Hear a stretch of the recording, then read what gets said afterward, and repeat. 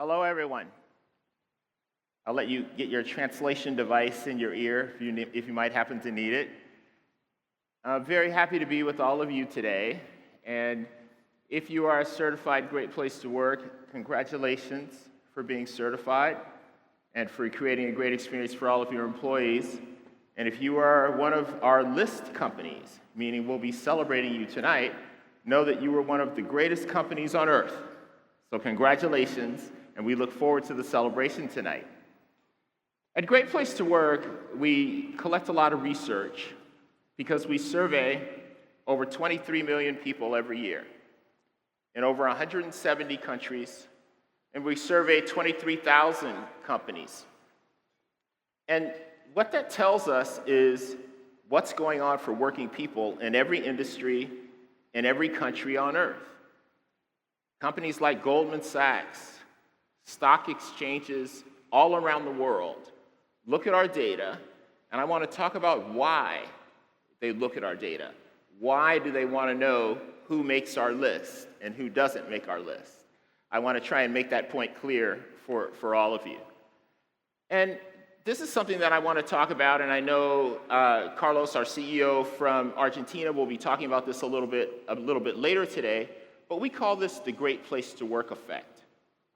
And this is our explanation for why it's good business, and it's good for your people, and it's good for society when companies are a great place to work for all. And the way that we look at this graphic is really thinking about a body of water, and you drop a stone in that water. That's the black dot, and that's the leader. Because when you drop a stone in a body of water, it creates a ripple. The water is never the same. That's how powerful a leader is. A leader can make things great for people or the opposite. Leaders are very, very important. And in our research, what we have found out is there are certain behaviors that if leaders practice these behaviors, things get much better for people. And I'll talk about the benefit of that happening. But some of the things that we believe every leader, including myself, I'm a people leader, there are 9 things I'm always trying to work on because I feel like I have to get better every day. I can't stay the same leader. I have to be a leader who's always learning, always developing, and always getting better. And at the top of the list that you see on the screen is listening, because that is the most important behavior. We've done this. We study over 6 million leaders every single year. And what we do is we look at leaders that create great, high-performing businesses, and we've studied why. Listening is number 1, because great leaders know that if you listen, you're able to do your job much better. You're able to let people know that you care about them. And one of the traits of great listeners is they ask a lot of questions, because they're always learning. If you're not asking questions, you can't learn. If you know everything, you don't ask questions. So great leaders are selfless, they are humble, and they ask a lot of questions, and this is what makes them great listeners. Another behavior that makes them great is the way that they speak to people. They speak to people in a way that makes them feel respected, that makes them feel cared for, that makes them feel like they're important, that makes them feel like the organization cannot succeed without them, which is a great feeling. Well, this is what great leaders do. Next thing that great leaders do is they develop people. They want people to grow.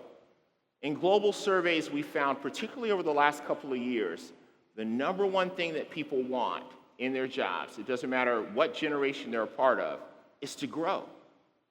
They want to do better. They want more for themselves. They want more for their families.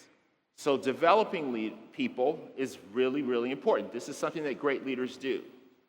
And sometimes a great leader has to give feedback that's hard to hear. But we believe great leaders give feedback in a way that's compassionate, honest, but you can be tough on the problem, but easy on the person when giving feedback. This is a trait of great leaders. And there are other things like whether you thank people, you recognize people for doing great work, whether when you hire an employee, when they come to work, there's a chair for them, maybe a laptop to let them know that you are planning for them, so you're welcoming them, and so day one they have a great feeling. And the last of these behaviors is care. And a great place to work, we call that the secret weapon. Care. If you look at a great company in good times or bad companies, or bad times, that is resilient, that is agile, you'll find that people feel cared for. This is very important. A lot of people call this well-being. This feeling that the company cares about my physical health, it cares about my mental health, and it cares about my financial health, and the financial health of me and my family. So this is well-being and this is caring. So this is what defines great leaders. And when you have great leaders, they create a great experience for people. So you can see the ripple moving across. Those red dots are employees because they're feeling the effects of this great leader. And the things that we measure at Great Place to Work let us know the kind of experience that people are having. At the top of the list is what we measure all the time and have been doing for 30 years, trust. A word that matters more now than it has ever mattered because of the AI era. Not only are we beginning to measure whether or not you feel like you're trusted as an employee, or whether or not you feel that your leader trusts you, we're about to begin to measure whether you trust your agentic AI bot or not, because they're becoming co-workers in many parts of the world. So trust is really important. Pride is really important. We measure that, whether you feel that you're at a workplace that cares about you and you are proud to be a part of it and to recommend the company to other people and even recommend the company to friends and family. And we measure whether or not you have great teams, because work is done in teams. It's not done by individuals, it's not done by an organization chart, and we call that camaraderie. And then we have the superpower, which we call for all, which is this never-ending piece of work to make sure everybody is having a great experience. Because what our work tells us is that every place is a great place to work for some people. That's not hard. Usually people at the top. The challenge is to make a workplace a great place to work for all people. And this is our work at Great Place to Work. And when you have a great experience, you then create a great culture. And the things that are a part of a great culture is whether or not the organization is collaborative. Do people work together well? Whether or not it's innovative. Whether or not it's agile, it quickly can adapt to change. We know that AI is coming. We don't really know what it means. It makes us a little bit afraid. But is your workplace one that can adjust and adapt when new things occur, or you have to suddenly change direction? Whether or not people feel like they're included, they're needed, whether they belong in the company. Do they have this kind of feeling? And does everyone have this feeling? These are the things that describe culture. And then on the far right of the screen is the part that usually makes CFOs smile if they're not smiling yet. It's the money. It's the impact.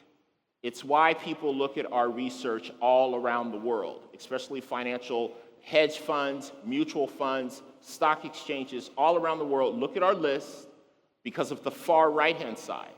Financial performance. Because it's been proven year after year for almost 30 years, measured since 1998, that companies that make our list, companies that we say are great, outperform companies who don't.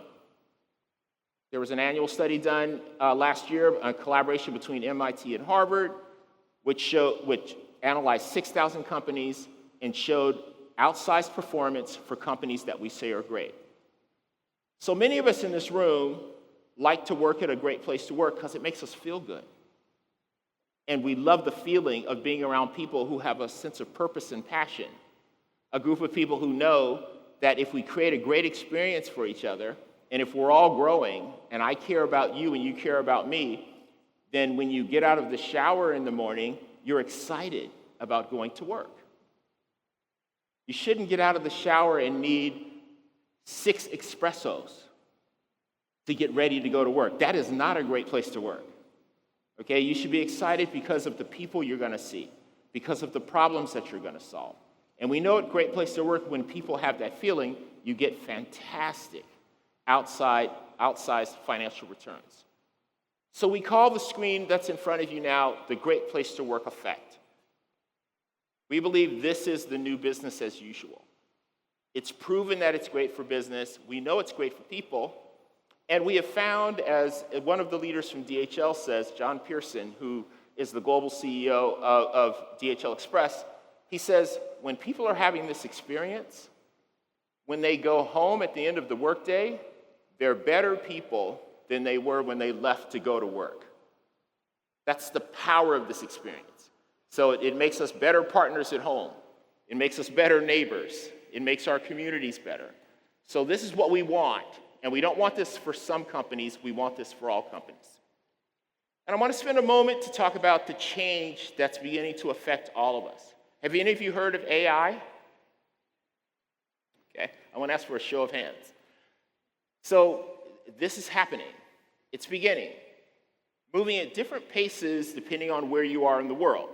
Some parts of the world where I live, in the western part of the United States, it's moving very, very fast. There is no resistance whatsoever. If you're questioning AI and you live in the western part of the United States, they know you don't live in the western part of the United States. But as you move around the world, things are different in terms of adoption. But I want to talk about this. We became aware of this at Great Place to Work 2 years ago, that something's happening. Something's changing, even though we didn't really understand it. And so what we did is, starting 2 years ago, we started testing certain questions to let us know what was happening and what employees were experiencing with this idea of AI. And so we came up with 12 questions that we wanted to begin to measure. As one of the research leaders in the world on work, we felt we should be out in front of this. And so we've been testing this set of questions, and we feel very good about this set of questions. And so I've got them in front of you. You can take some time to read them. Some of you are taking pictures. Yeah, if you're going to take a picture of a slide, this is one. Okay, and the next one will be another one to take a picture of. Because what these questions do, and I'll just read a few of them for you. The first one says, I'm excited about what artificial intelligence can bring to my work.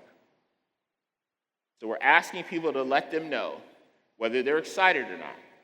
I trust my company to use artificial intelligence in a way that treats all groups of people fairly and ethically. My company provides artificial intelligence tools that help me do my job better.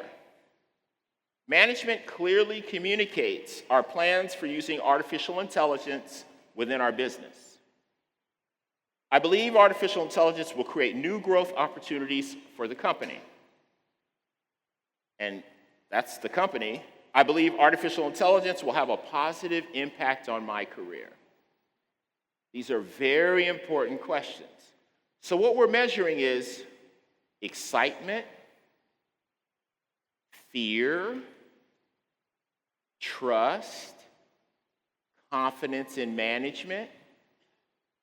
Do you feel like that management's going to do everything that it can to make this a good experience for you? Or do you feel like management's going to use AI to replace you? These are very, very important questions, and we're getting some very fascinating results. And what we have found out is everybody's a little afraid of AI. Managers, leaders, working people at all levels, there's fear about AI. There's concerns because people don't really understand it. Our job is to take these results and to give them to companies so they can be aware of where they have a high level of fear and maybe where they have a low level of fear, because that's going to affect the company's ability to implement AI. And here's the final 6 questions. These are a little different,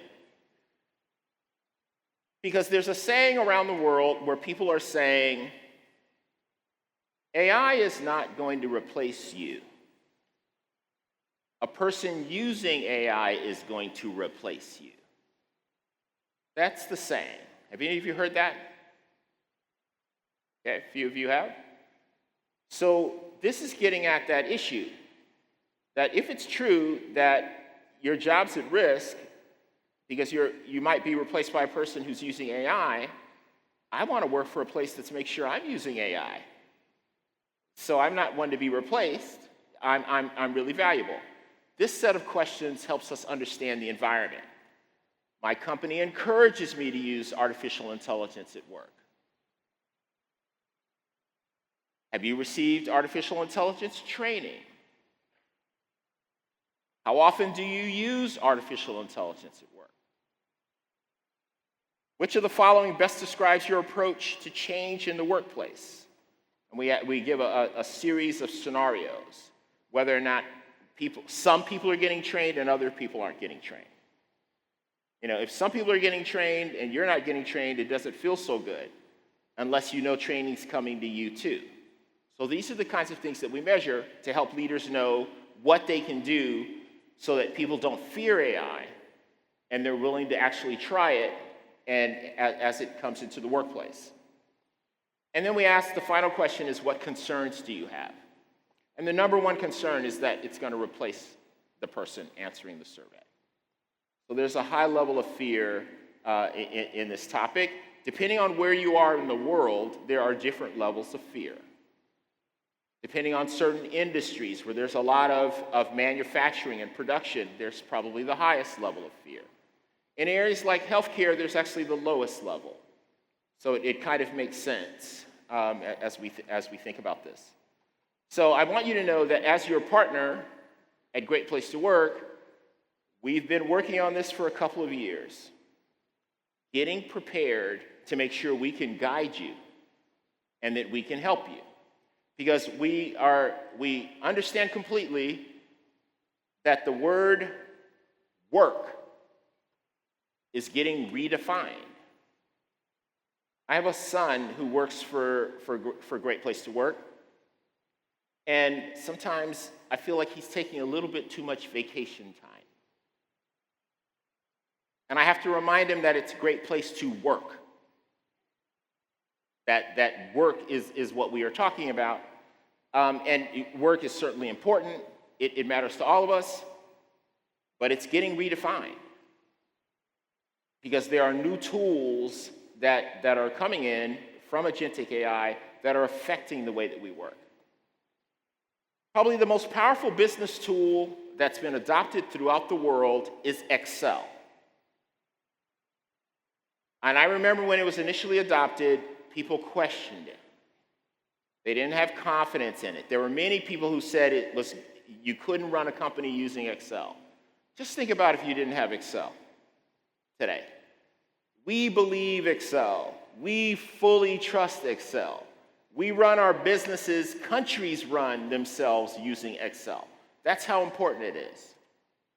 But I remember the early days of Excel, it would give you bad results, especially when they introduced macros. It wasn't always what it is today, but we fully trust it today. Same thing's going to happen with AI. There's going to be problems with it. How many of you are currently experimenting with AI? I'd like to see a show of hands. Okay, that's very good. And some of you who don't put it, okay, somebody just put their hand up because they're like, I'm going to start today. Okay, good for you. You know, I'm sure next year, all hands will go up. I am confident that that's the case based on what's coming. So we believe this is a great opportunity to bring in new technology, but we'll always be people first. We know that AI without people is bad business, bad for society, bad for people, and so on. We know that these people and AI have to find a way to work together. There will be great examples of success, and there will be failures along the way too, just like there was with Excel. But sooner or later, we'll find a way. We'll always be people first. We always believe that leaders are really, really important. We believe that even if people don't work for you, you're a leader too. Because not only do we need great leaders, we need great teammates. And our job is to get you the information to let you know where you're having great performance in your company and where you could do better. So as the global leader in workplace culture, which is what we are, we're going to stay that by our focus on our work. And I want to end just by congratulating you on being here today, especially the companies that we're celebrating that are on our list. Our lists are very hard to make. They're very hard to make. And it's very hard to make it, and it's very hard to be at the top of the list. Everybody wants to be at the top, but it's very, very hard. I meet CEOs all around the world who will say, I want to be on your list. I say, great. They say, what do I have to do? I said, you have to survey your employees. And they say, is there any other way? Okay, because it's very hard to look at data. Anytime you do a survey, you're going to see things you like and you're going to see things that you don't like. So for the leaders here who are surveying the employees, looking at those results, I just want to thank you for your courage. There's an easier path, which is to pretend your company is great. It's a very different path from knowing it's great because your people say it's great. Thank you very much for listening today.